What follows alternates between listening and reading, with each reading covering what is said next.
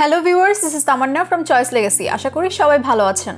আমাদের যাদের excessive oily skin তাদের অন্য সব জায়গায় মেকআপ ঠিক থাকলেও নাক, ফোরহেড এবং চিন থেকে অনেক সময় মেকআপ উঠে আসে বা কালো হয়ে যায়। তো এই এরিয়াগুলো কিভাবে ফিক্স করতে পারবেন এবং লং লাস্টিং করতে পারবেন সেটাই দেখাবো আজকের ভিডিওতে। তাহলে চলুন কথা না বাড়িয়ে ভিডিওতে চলে যাই।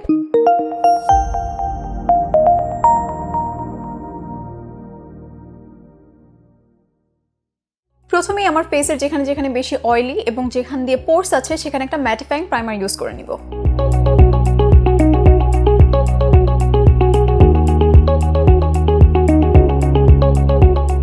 প্রাইমার অ্যাপ্লাই করার সাথে সাথে আমি ফাউন্ডেশন অ্যাপ্লাই করব না, এটা আমার ফেসে সেট হওয়ার জন্য 1 মিনিট ওয়েট করব। এবার আমার নাক, ফোরহেড এবং চিনের মেকআপ লং লাস্টিং করার জন্য আমি একটা হেয়ার স্প্রে ইউজ করব।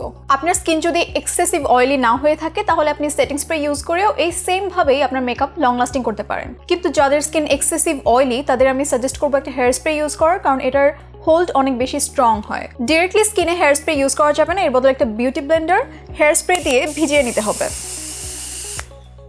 দেন এটা আমার নাক, ফোরহেড এবং চিনে প্রেস করব।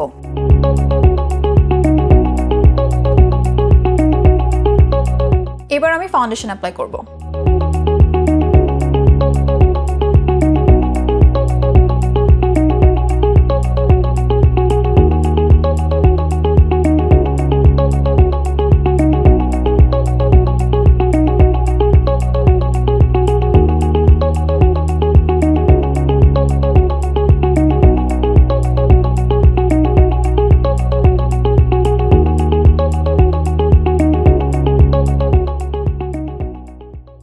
এবার কন্ট্যুর এবং কনসিলার অ্যাপ্লাই করে নিব।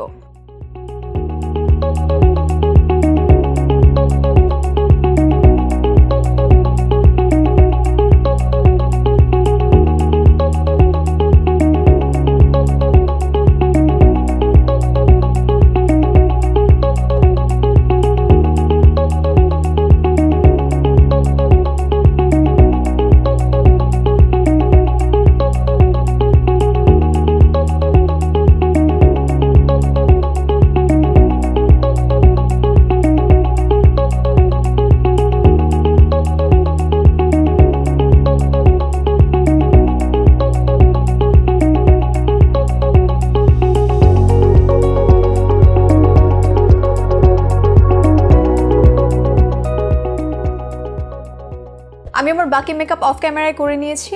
হেয়ার স্প্রের এই টেকনিকটা ফলো করার জন্য আমার কপাল, নাক এবং থুতনির মেকআপ খুব সহজে উঠে আসবে না এবং অনেক লং লাস্টিংও হবে। সো আপনাদের যদি অনেক বেশি অয়েলি স্কিন হয়ে থাকে এবং এই এরিয়াগুলো থেকে আপনাদের মেকআপ খুব ইজিলি উঠে যায়, তাহলে এই টেকনিকটা ফলো করে আপনারা খুবই ইজিলি একটা লং লাস্টিং মেকআপ ক্রিয়েট করতে পারবেন। সো ভিউয়ার্স, আশা করি আমার আজকের ভিডিও আপনাদের ভালো লেগেছে। ভিডিও সম্পর্কিত কোনো মতামত বা সাজেশনস থাকলে অবশ্যই কমেন্ট বক্সে জানাবেন। দেখা হবে পরবর্তী কোনো ভিডিওতে বা পরবর্তী কোনো আয়োজনে। Till then take care and bye by.